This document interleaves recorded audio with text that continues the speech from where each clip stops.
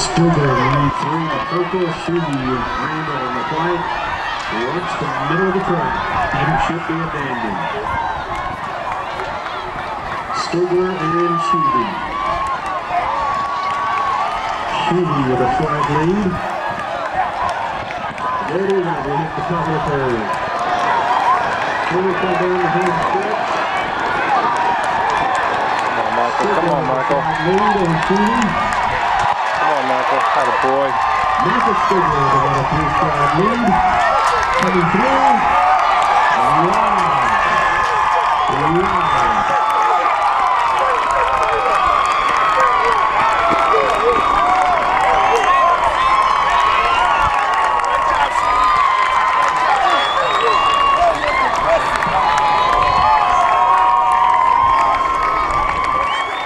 Michael Stigler, 36.87. Here are the results for the JV boys 300 hurdles. In 6th place, Monterey, a time of 47.26. 5th place, Christian Fisher of Sturman in 45.12.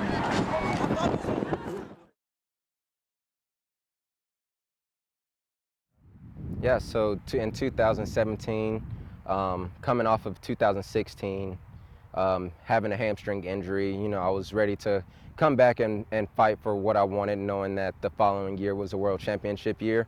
I went to work hard in the fall and became nice and strong, the strongest that I've ever been, dropping good 400 times, so I knew that leading into the outdoor season that I was good and ready to go and healthy. And going into USA Championships, I was dropping times. I was below 49 seconds. I was running around 48.6, which is great going into the USA Championships in order to make that world team. And I worked my way through the rounds and make it to the final. And at USA Championships, I end up taking second out of lane 8, running a PR of 48.26, which is my fastest time. And that put me in position and made me a contender at medaling at the 2017 World Championships in London. And leading up into going into the World Championships, I went to London for the London Diamond League race, and there was a great race for me, a good stepping stone going into the World Championships 2 weeks before the World Championships. And I, again, run my second fastest time. I end up going 48.36 in the London Diamond League. And I knew I was ready. I knew I was prepared. I knew that me and my coach have put the base in, we put the work in, and we knew mentally that we were ready to go. We were ready to go medal. And going into the championships, everything's fine. I have the confidence that I need. I knew that I put in the work. And I get into the final, and I'm in lane 2. And the goal for the first round is to place top 3 and you advance. I run my race. I crossed the line in second, did what I had to do, didn't overrun the race. I put myself in position to get through the rounds because on that stage, you want to preserve as much energy as needed, and that's exactly what I did. And coming to find out, I go through the press and get interviewed, and it's announced to me then that I'm DQ'd.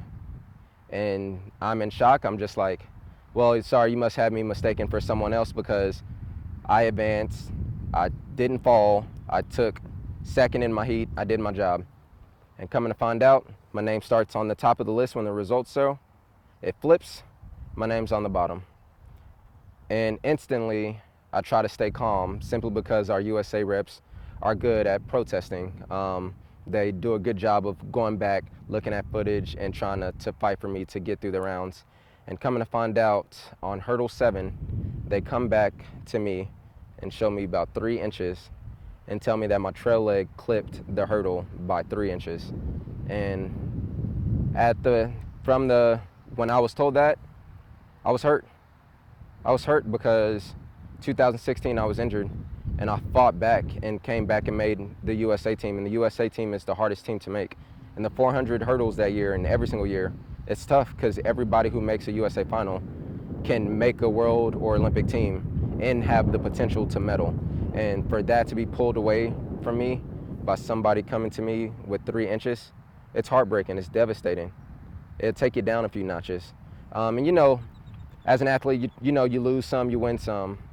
But when something like that happens, especially in the sport of track and field, there's no do-overs. We don't have quarters. You have that one time. And for some of us in the U.S., you have to take advantage of every opportunity when making a team, because the U.S. is so good, you don't know if you will ever have another chance at making another USA championship team or world team or an Olympic team. And whenever that set in on me, I was devastated. I was heartbroken. And wholeheartedly, I never truly came out and spoke about it, simply because I'm an athlete.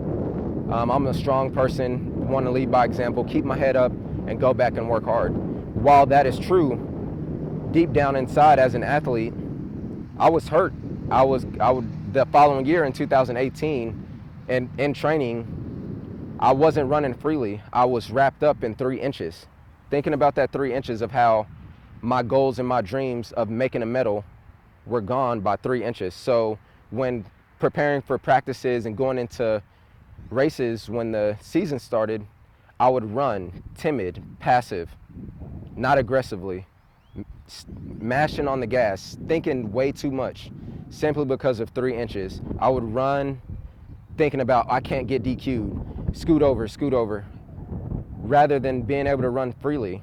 I was hurt. I was a little depressed when that happened to me, because I wasn't myself when it came to training, simply because I worked so hard and gave everything I had, dropped friends, dropped relationships to try to make this happen. And for someone to come up to me and give me 3 inches, it hurts. And it haunted me for a very long time. And what I realized was just like, I couldn't keep letting the 3 inches and me getting DQ'd determine the athlete that I'm going to be on the field of play. So once I started growing up out of that and getting myself out of it, I started becoming more of myself in training. I started running freely again. I started to race and not have to think about, oh, are you hooking a hurdle? Are you going over properly? I just let it go.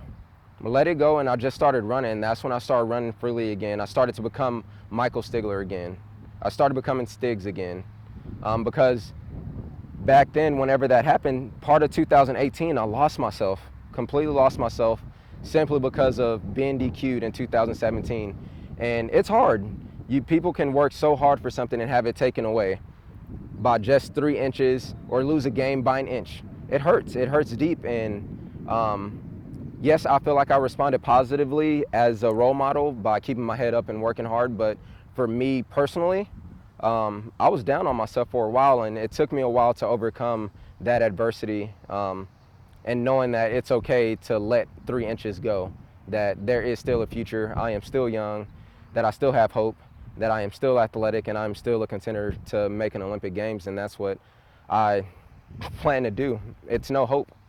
It's no hope at this point. I know I have the ability, I have the talent. It's who's going to bring it on that day, and my goal is to go to practice and put in the work and make it happen. Yeah. So COVID-19 has truly taken the world by storm. That's people in the working world, business world, school teachers, students, and even us athletes. And as an Olympic athlete, COVID-19 has changed things tremendously, has rocked our world in a way that we've never could have imagined. For me personally, my training has changed tremendously.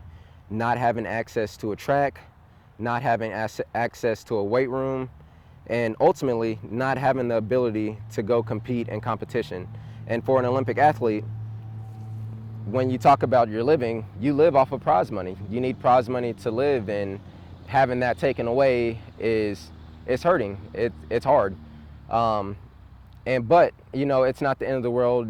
COVID-19 has its pros and its cons. And for me, the cons is that I can't go compete, and the Olympics have been pushed back. But just because the Olympics are pushed back doesn't mean my dreams are denied. There's still that hope. But on the other hand of things, it's given me this time to think about my life outside of track and field and what I'm passionate about. It's given me the downtime to be able to come back to my roots of the Canyon, Amarillo area, the Panhandle, and give back to our athletes of all sports and all ages. It's given me time to come back and help mold our athletes, be inspiring to them, and then let them see someone who's come from this area, who's gone to college and gone and turned professionally in their sport of choice. And for me, that sport was track and field, and I see myself as a role model, as a positive influence, and for me to be able to come back and give back to this area is huge. And honestly, without COVID-19, I would never have this time, simply because during this time I'm typically traveling or I'm in the heat of training, so I would never have this opportunity. And it's kind of nice because as a professional athlete, sometimes you don't have the true time to focus on what your hobbies are, what you're passionate about outside of the sport, and what you want to do after. So COVID-19 has kind of opened that door for a short period of time, not a long time, but it's given me the opportunity to come back for a small 2 weeks to be able to give back and help our athletes out and let them know that I am here for them, even though I'm far away, that I am in reach, I am in contact, and I'm here for our community and for our athletes.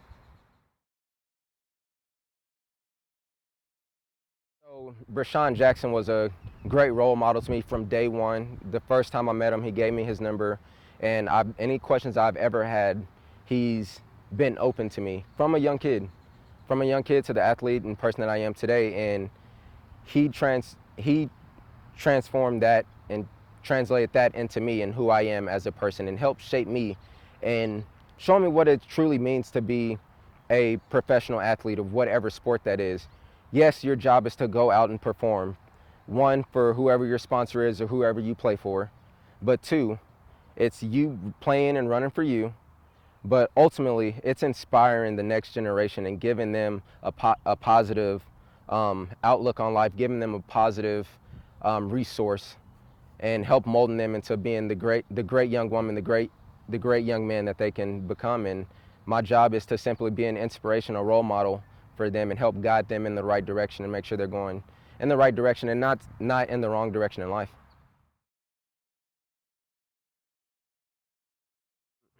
Yeah, so from the beginning, I've been out here for 2 weeks. I was nervous. I was nervous as if I was getting ready for a race, simply because I'm passionate about sports, but then I'm also passionate about our youth and our athletes. And for me, I was so nervous about how am I going to come off to my community? Will they take me as a positive reinforcement? Will I communicate right? So I was nervous on that. And what I've learned is that me being me is good enough.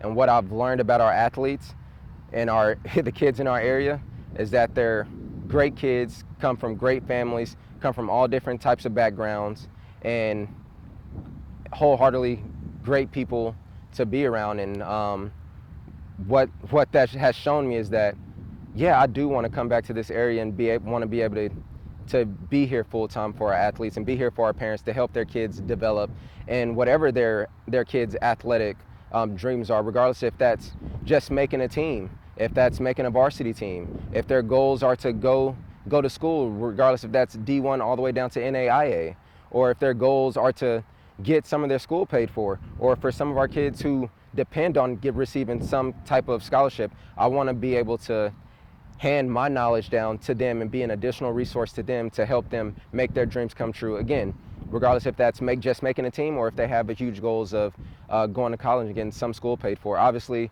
I can never promise that I will can help you get a full ride, but I can be an additional resource to help you get there.